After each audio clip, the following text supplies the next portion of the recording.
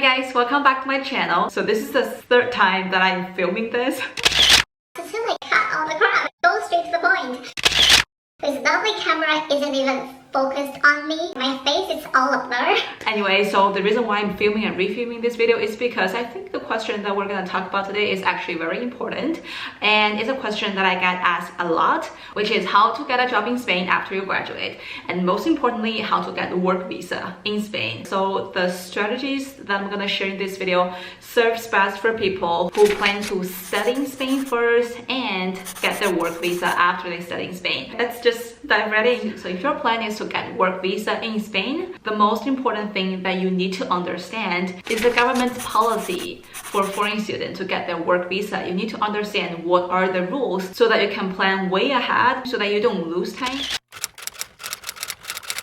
So I know the easiest way for you to get that information is on social media. You can see people's experience, it's more enticing, which could be helpful in some way, but don't buy everything that they're saying on social media because they're not professionals.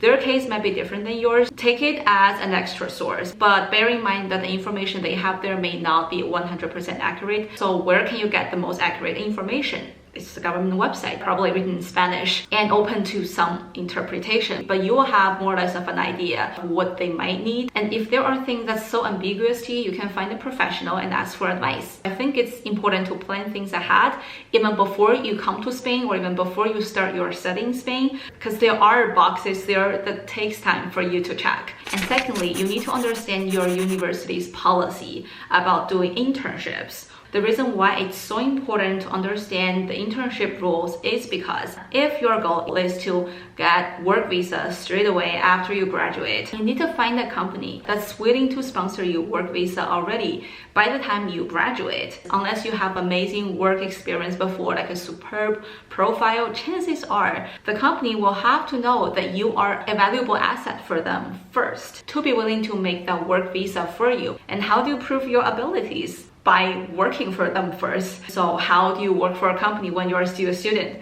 Doing internships. That's why it's so important to understand what rules that your university has for you to apply for an internship, or if they have this module at all, because there are programs that doesn't include this internship thing. So even if you want to do internship, you may not have the opportunity just because it's not a module or it's not something required. So by the time you want to sign this three-party contract, like the one between you, company, and the university, you might have trouble. Some companies wouldn't even take you if you cannot sign that. So it's very important to find out if the program that you're going to do with this school has this internship module in it. And secondly, the general policy of doing that. So I actually want to do this master with all this information in mind already, because I wanted to be able to start as soon as possible, because normally like a master program is only 8 to 9 months. So you want to be as efficient as possible. The longer you work for a company, the better bond that you're going to form with this company. It's more likely for you to prove your abilities and your value to the company.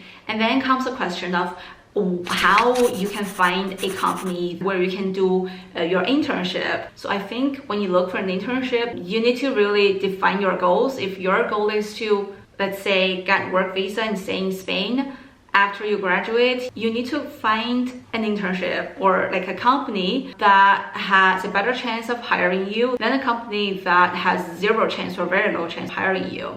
For example, if a company already has a lot of foreign employees, or if they have already done work visa for some of their employees, it means that they are capable of doing it and they're open to do it for people who they find valuable for their business, which is a good sign. But if a company is only, let's say, a 3-people startup, even if you can perfectly finish the work that you need to do, if they don't want to go through all this trouble of sponsoring you work visa, they might go for the second best option, which leads to the second point.